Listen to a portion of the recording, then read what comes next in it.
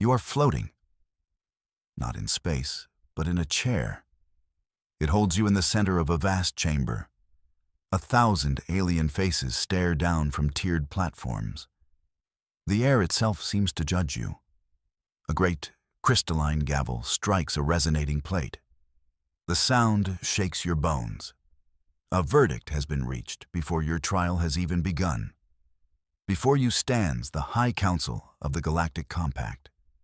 They are the law for 100 star systems.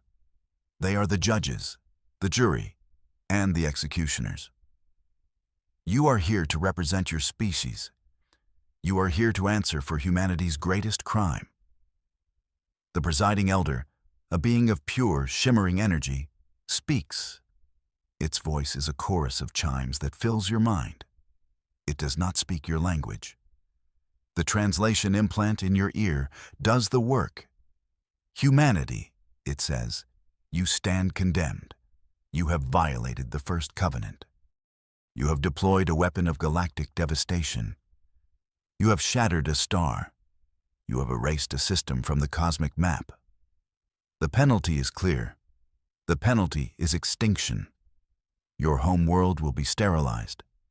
Your colonies will be dismantled. Your species will become a memory. A cautionary tale told to frighten young spawn. Your own council representative looks like he is studying his shoes. He seems very interested in their design. He offered no defense. He simply nodded as the charges were read. He is a politician. You are a soldier. You were never meant to be a diplomat. But you are the one who gave the order. So you are the one who must answer for it. You rise, your mag boots clanking softly on the defendant's disc. You are the only thing standing between humanity and oblivion. The prosecutor steps forward. He is a Cathar. His species is a race of hulking, insectoid warriors. He stands 8 feet tall. His carapace is a deep, blood red. 4 arms cross over a massive chest. His voice is the sound of boulders grinding together. His name is Prosecutor Xe Los. He accuses you without even looking at you. He addresses the council directly. His words are acid. He paints a picture of human barbarism. He calls your species a plague, a young, reckless race, hungry for power. He shows them images on the great holo display, a beautiful gas giant, the pride of the Vey-Lan system.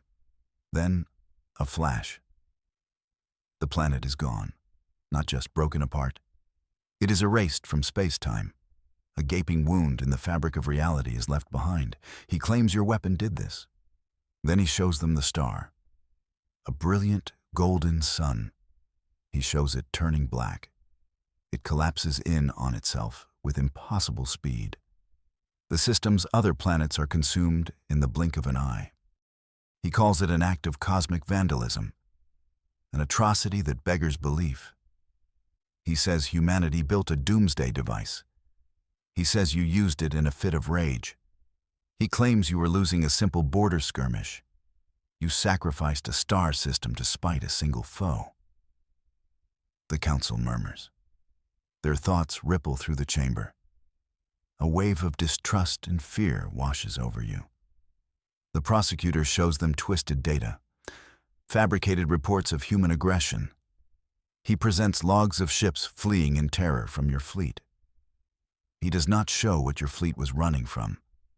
The picture is grim, it is convincing, and it is a complete and total lie. You clear your throat. The sound is small in the immense chamber. But it is enough.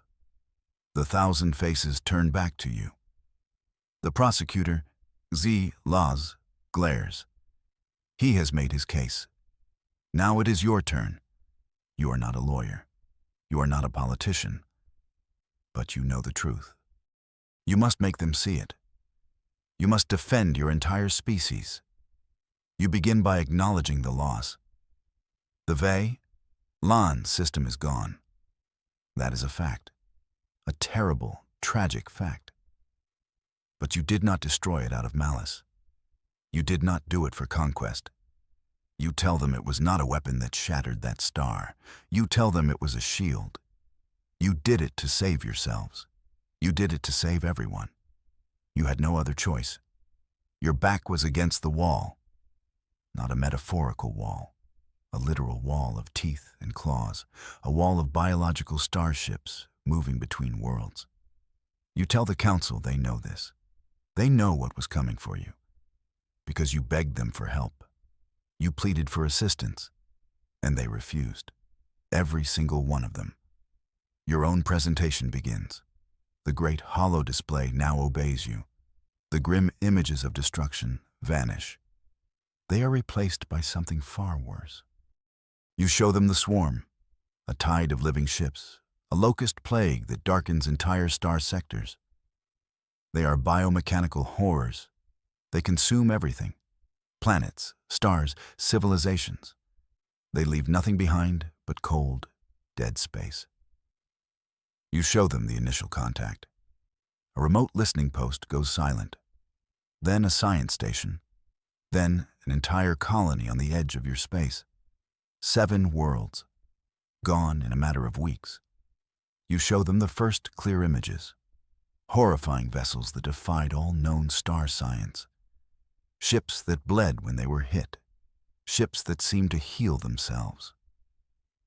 You show the council the numbers, the impossible speed of the swarm's advance. You show them the unanswered distress calls. You show them the polite rejections from this very council. They declared it a regional matter, a human problem. They quarantined your entire sector of space.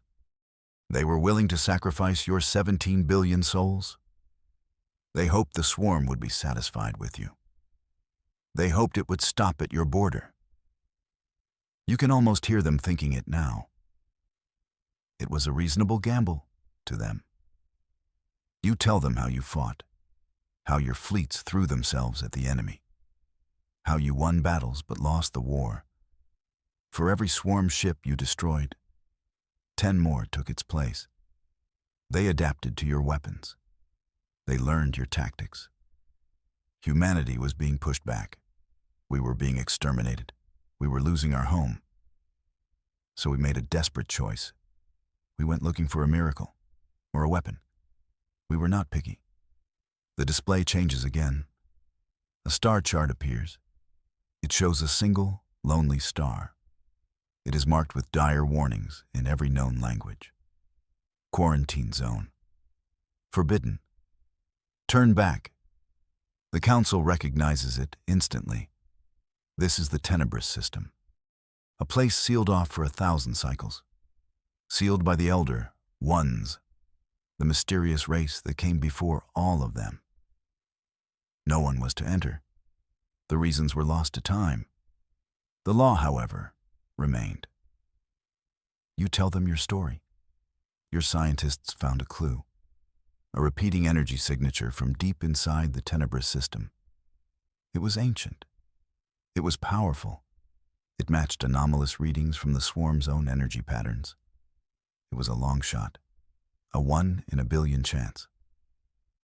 But it was the only chance you had. You assembled a single ship, the best you had, the UNS Pathfinder.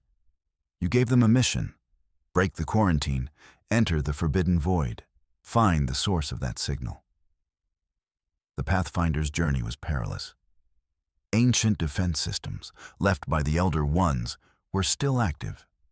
They were automated ghosts guarding a long-dead secret. You show the council the Pathfinder's logs. The harrowing flight through minefields of pure energy. The dogfights with automated drones that were millennia old. The crew knew the risks. They accepted them. They flew into the darkness because their homes were burning behind them. At last, they reached their destination. A single colossal object orbiting the dead star of Tenebris. It was not a planet. It was not a station. It was an artifact, a perfect sphere of unknown material. It was 100 kilometers in diameter. Its surface was covered in circuits like silver rivers. It pulsed with a faint inner light. This was the source of the signal. the crew of the Pathfinder knew they had found what they were looking for, the Doomsday artifact. The council chamber is silent. You have just confessed to another crime, entering a forbidden system, tampering with an artifact of the Elder Ones. Prosecutor Xi Los smiles. It is a terrifying sight. He believes you have just handed him the final nail for humanity's coffin. He speaks again, his voice booming with triumph.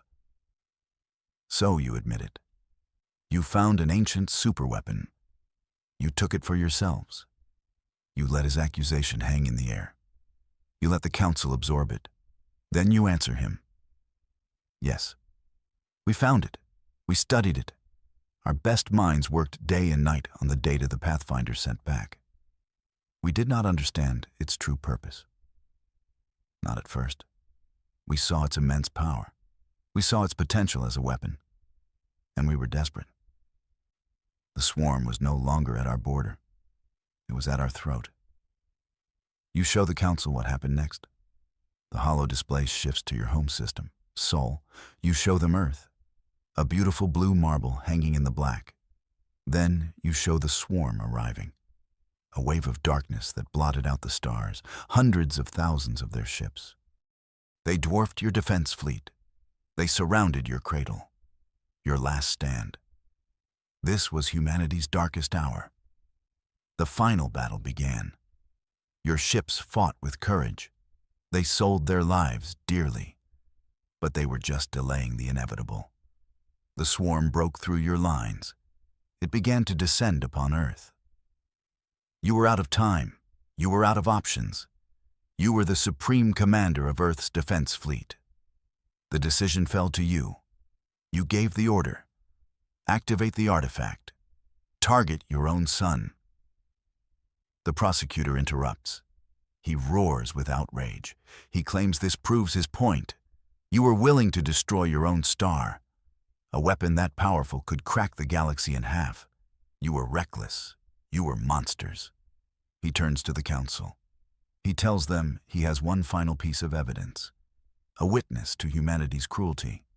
He calls for the witness to be brought forward. A small, floating platform drifts into the center of the chamber. On it lies a single figure. It is a V. Leon, a species of delicate silicon-based life forms. They look like beings made of living crystal. This one, however, is horribly scarred. Its crystalline body is cracked and pitted. One of its 4 graceful limbs is gone.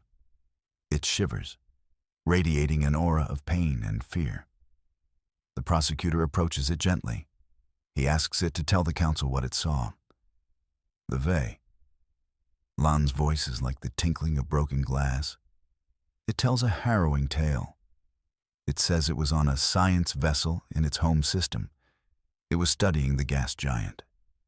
Then the human fleet arrived. It claims your ships attacked without provocation. It says you were testing a new weapon. It describes a beam of light, a beam that came from your flagship, a beam that struck the gas giant and simply unmade it. It continues its story. It says its ship was damaged in the blast. It crashed on the system's outermost moon. It watched in horror as your fleet then turned its weapon on the star itself. It describes the sun imploding, the system dying. It says it barely escaped in a damaged life pod. It drifted for weeks before a compact patrol found it. It points a trembling, fractured limb at you. It says you are a butcher, a world killer. The council is visibly moved. Some of them glare at you with open hatred. This is the heart of the prosecutor's case. An eyewitness, a victim. It is powerful. It is emotional. And you know it is a lie. You ask the council for permission to question the witness. The presiding elder chimes its assent. You turn to the trembling figure on the platform. You keep your voice calm, gentle. You are not here to attack a victim. You are here to find the truth. You ask the Vey, Lan, to describe your flagship. It hesitates. It then describes a massive black ship. It says the ship had jagged edges, red running lights. It says it bristled with weapon emplacements. It's a perfect description of a Cathar battleship, not a human vessel. The prosecutor, Xylos, stiffens. You have planted the first seed of doubt. You then ask the witness about the beam, the one that destroyed the gas giant. You ask what color it was. The Vey, Lon says it was a blinding crimson red, the color of blood. You nod. You turn to the holo display. You bring up the schematics for your flagship, the UNS Endurance. You highlight the main weapon systems. Every single one of them fires a bolt of brilliant blue-white energy. Humanity's ships do not use red energy beams. The Cathar, however, are famous for them. Now, for the final question, the one that will break the entire testimony. You ask the Vey, Lon, how it survived the star's destruction. The star of its system was a yellow dwarf, very similar to Sol. When it collapsed, it should have released a wave of radiation, a wave that would have sterilized every object for light years around. A tiny life pod would have been scoured clean. The witness inside would have been turned to ash. So how did it survive? The Vey, Lon, has no answer. It just shivers. The lie has been exposed. It could not have seen what it claimed to see. It could not have survived the event it described. Someone found this poor, injured survivor. Someone filled its head with lies. Someone coached it on what to say. Someone with a vested interest in seeing humanity burn. Your eyes meet those of prosecutor Sci-Fi. He looks away. The council chamber is filled with a new kind of murmur. Doubt. Confusion. The prosecutor's case is falling apart. Now is the time to deliver the final blow. You turn back to the council. You tell them the Vey, Lon witness, was not lying about everything. There was a fleet of ships with crimson weapons in its system. But it was not a human fleet. It was a scouting party for the swarm. The swarm that destroyed the Vey, Lon system long before you ever arrived. You have their attention now, all of it. You tell them the centerpiece of your argument, the great weapon, the artifact from the Tenebris system, was never a weapon at all. It does not destroy things. It cannot. That is not its function. Its purpose is far grander, far more important, and far more terrifying. You ask them, if it was not a weapon, then what was it? You let the question hang in the air. You let them ponder the possibilities. A power source? A propulsion system? A shield? Yes, it was a shield. But not in the way they think. It did not create a barrier. It did something much more elegant.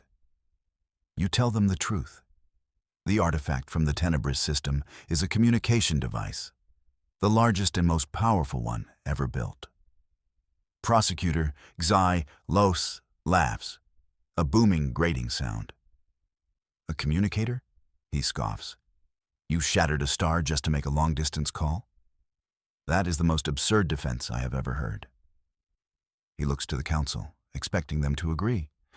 Some of them do look skeptical. It does sound ridiculous.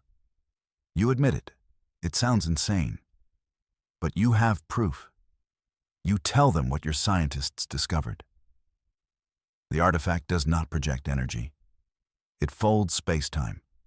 It creates a stable, instantaneous connection between 2 points. But to do that, it needs a tremendous amount of power. And it needs a focusing lens of immense gravitational force. There is only one thing in the universe that fits that description. A star.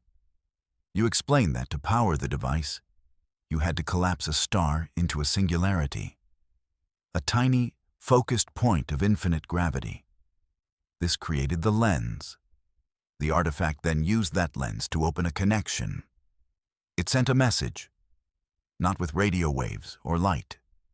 It sent a message using the very fabric of reality. You did not destroy the sun of the Vey-Lan system. You used it. You turned it into a cosmic telephone, and you have a recording of the call. You raise your hand. You give a silent command to the holodisplay. Play the message. A sound fills the chamber. It is not a voice. It is not music. It is a symphony of pure information. It is the sound of mathematics, of physics, of star science. It is complex and beautiful and terrifying all at once. The Elder Ones were not just builders. They were artists. Along with the sound, a wave of light washes over the chamber, not from the holo display. The light comes from within, from your own mind. The message is not meant to be heard or seen. It is meant to be experienced. The council members slump in their chairs. Their eyes glaze over. Even the mighty prosecutor, Exi Los, stumbles back a step. He clutches his head. You alone remain standing. Your implants are filtering the raw data, translating it into something your human mind can comprehend. For a moment, everyone in the room is connected. They are no longer a counsel and a defendant. They are simply minds receiving a message sent across 1,000 millennia. They see what the Elder Ones saw. They feel the warning they left behind. A warning about an enemy that consumed their entire civilization. An enemy that is still out there, in the dark between galaxies. The message ends. The light and sound fade. The council members gasp, returning to themselves. They look shaken. They look afraid. The presiding elder's shimmering form wavers. The message was clear. The swarm that humanity fought, the one that this council ignored, was not the main invasion force. It was a scouting party, a single feeler sent out into the void. The true enemy is coming. A fleet so large it defies imagination. A force that has consumed thousands of galaxies before this one. The Elder Ones fought them. They lost. They could not stop the advance. But before they fell, they built the communicator. They sent their knowledge, their warning. They hurled it across time, hoping someone would be there to receive it. Humanity was there. Now you turn the tables. You are no longer the defendant. You are the messenger. You point not a finger, but an open hand at the council. You accuse them, not of malice, but of fear. Their fear of a young, ambitious race like humanity. Their fear blinded them. It made them quarantine you. It made them ignore your pleas for help. That fear almost doomed the entire galaxy. You look at Prosecutor Xi Los. You tell him he was so eager to prosecute a fabricated crime. He ignored the real threat at his own doorstep. The swarm that destroyed the Vey-Lan system was not a human plot. It was the enemy's advance guard. The scarred survivor he paraded as a witness was not a victim of human cruelty. He was a victim of the Council's inaction. The prosecutor has no reply. He can only stare at the floor. You deliver your final statement. Humanity is not the villain of this story. We are the first soldiers in a war none of you knew had begun. We held the line. We sacrificed our own. We broke your laws to find an answer. We stared into the abyss, and we did not blink. We are not asking for your forgiveness. We are here to offer you our help. The question is no longer whether humanity is guilty. The question is whether you will stand with us or be consumed alone. The council chamber erupts. Not into chaos, the council is too disciplined for that, but into a flurry of urgent, controlled communication. Lights flash on their consoles. Voices speak in 100 different languages. They are debating, arguing. The weight of your revelation has shattered their complacency. The galaxy they thought was safe is on the brink of annihilation. The prosecutor, Xi Los, removes his crimson sash of office. He lays it on the floor. He bows his head to you. A gesture of profound apology from a Cathar warrior. It is a sight no one has ever seen. The scarred Vey, Lon witness, is gently floated out of the chamber. Not to a prison, but to a medical bay. It will be cared for. The truth of what happened to its people is now known. Hours pass. You remain standing on the defendant's disc. You wait. Finally, the presiding elder silences the chamber once more. The great crystalline gavel strikes. But this time, the sound is different. It is not a sound of condemnation. It is a sound of resolution. The elder's voice fills your mind again. The translation is crisp and clear. On the charge of violating the first covenant, humanity is found not guilty. On the charge of unsanctioned use of an elder artifact, humanity is found not guilty. On the charge of breaking quarantine of the Tenebris system, humanity is found not guilty. A wave of relief so profound it almost brings you to your knees washes over you. You kept your promise. You saved your people. But the elder is not finished. It says a new reality requires a new response. The old laws are insufficient. The old divisions are a luxury the galaxy can no longer afford. The swarm is coming. The true swarm. And the galaxy must have a shield to meet it. It says that a new position must be created. A single commander to lead a unified galactic defense. Someone who understands the enemy. Someone who has faced them. Someone who is not afraid. The defendant's disc you stand on begins to rise. It lifts you from the floor of the chamber. It brings you level with the High Council's platform. 1,000 faces no longer look down on you. They look at you as an equal. You are no longer a defendant. You are no longer a messenger. The presiding elder's voice rings out one last time. With the full authority of this council, we name you First Commander. Your war has just begun.